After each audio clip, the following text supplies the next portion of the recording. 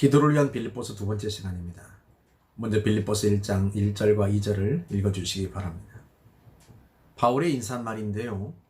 인사말은 인사말로 간단하게 받고 오늘은 기쁨이 어디에서 오는가 근본적인 문제를 먼저 다뤄보려고 합니다. 빌립보서를 이해하는 열쇠이기도 하고요. 또 많은 사람들이 기쁨이 외적인 조건에서 온다고 오해하고 있기 때문이기도 합니다.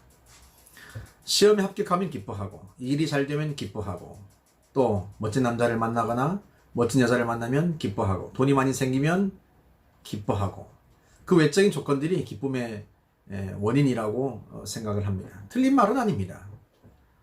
외적인 조건들이 긍정적으로 변하면, 다시 말하면 웃을 일이 생기면 웃게 마련입니다. 그렇다면 외적인 조건이 악화되면 불행하고 우울해져야 합니까? 시험에 떨어지고 일이 잘 안 되고 몸에 병이 생기면 불행해지고 기쁨이 사라져야 합니까? 예전에 어느 목사님이 저한테 이런 말씀을 하셨어요. 박 목사님, 남자들이 교회에 올 때 우울한 표정으로 오는 이유를 아세요? 글쎄요. 그러면 남자들이 교회에 올 때 행복한 표정을 짓고 오는 이유는 아세요? 글쎄요. 저는 내심 대단한 비밀이 숨어 있나 하고 생각을 했습니다. 그런데 이번에 말씀이, 목사님, 남자들이 교회에 올 때 행복한 표정을 짓거나 우울해하는 이유는 딱 하나 때문입니다. 바로 일 때문입니다. 오랫동안 목회하면서 발견한 공통적인 현상인데요. 남자들은 일이 잘 되면 행복한 표정을 짓고 교회를 오고 일이 잘 안 되고 있으면 우울한 표정으로 교회를 옵니다. 듣고 보니 그런 것도 같아요. 한편으로는 씁쓸했습니다. 왜냐하면 우리의 기쁨과 행복이 일의 성패에 달려있는 것은 아니기 때문입니다. 실제로 바울을 보면 기쁨과 행복은 외적인 조건과는 아무런 상관없는 것이 확실합니다. 왜냐하면 그는 도무지 기뻐할 수 없는 상황에서도 기뻐하기 때문입니다. 그의 기쁨은 외부로부터 오는 것이 아니라 내부로부터 옵니다. 정확하게 말하면 그의 기쁨은 그의 안에 계신 예수 그리스도로부터 옵니다. 빌립보서 3장 1절에서 그는 말합니다. 끝으로 나의 형제들아, 주 안에서 기뻐하라. 빌립보 4장 4절에서도 역시 그는 주 안에서 기뻐하라 하고 말합니다. 주 안에서, 쉽게 말하면 너희가 주님 안에 있다는 사실 때문에 기뻐하라. 너희 안에 계신 예수님 때문에 기뻐하라. 바울의 편지들에서 가장 많이 등장하는 단어가 주 안에서입니다. 주 안에서 자랑하고, 주 안에서 순종하고, 주 안에서 기뻐하고, 주 안에서 강건하고. 다시 말하면 나의 생명, 나의 영혼, 나의 인생이 주님 안에 있다는 것입니다. 이것을 한 문장으로 말해주는 것이 로마서 11장 36절입니다. 이는 만물이 주에게서 나오고 주로 말미암고 주에게로 돌아갑니다. 만물이, 그 중에 우리의 생명, 우리의 영혼이 주님께로부터 왔고 지금도 주님으로 말미암아 살아가고 그리고 결국 주님 품에서 안식을 누리게 될 것이다. 그 사실을 발견했기 때문에 그는 어떤 상황에서도 그 예수 때문에 기뻐할 수 있었던 거죠. 바울뿐만 아니라 모든 하나님의 사람들이 혹독한 시련의 계절을 이겨낼 수 있었던 것도 바로 그 진리를 알았기 때문입니다.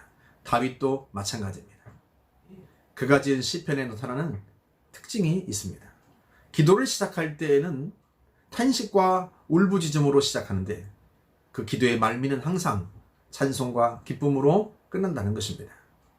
예를 들어서 시편 13편 1, 2절은 이렇게 시작합니다. 여호와여, 어느 때까지니까? 나를 영원히 잊으시나이까? 주의 얼굴을 나에게서 어느 때까지 숨기시겠나이까? 나의 영혼이 번민하고 종일토록 마음에 근심하기를 어느 때까지 하오며 내 원수가 나를 치며 자랑하기를 어느 때까지 하리이까? 그가 이렇게 탄식할 수밖에 없었던 것은 그만큼 그의 시련이 혹독하고 힘들었기 때문입니다. 그런데 그는 시편의 말미에서 이렇게 고백합니다.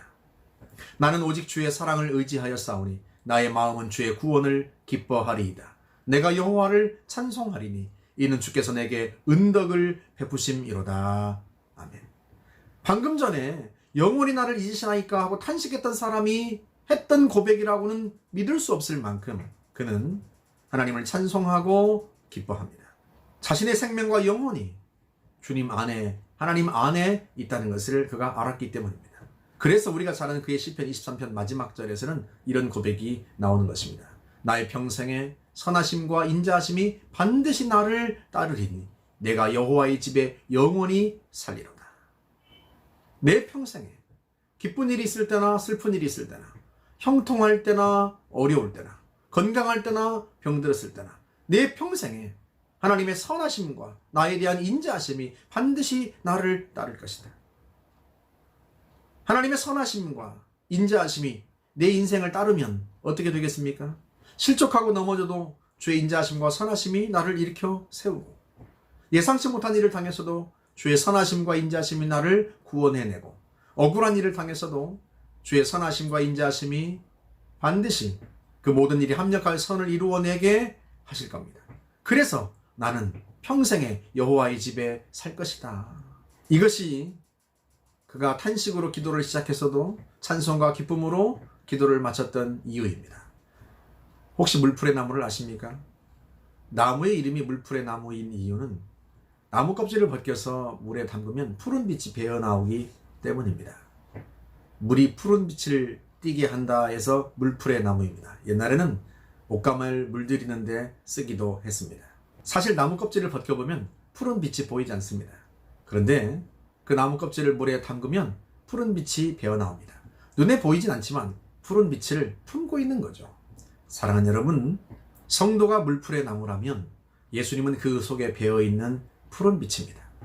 물에 들어가면 푸른 빛이 배어나오는 물풀의 나무처럼 역경과 시련 속에 들어가면 예수의 빛이 뿜어져 나오는 사람, 그게 성도입니다. 그리고 성도가 예수의 빛을 품고 있다는 첫 번째 표식이 바로 기쁨입니다. 그래서 바울이 외치는 것입니다. 주 안에서 기뻐하라. 마지막으로 시편 48편 14절을 읽고 마치겠습니다. 이 하나님은 영원히 우리 하나님이시니 그가 우리를 죽을 때까지 인도하시리로다. 아멘.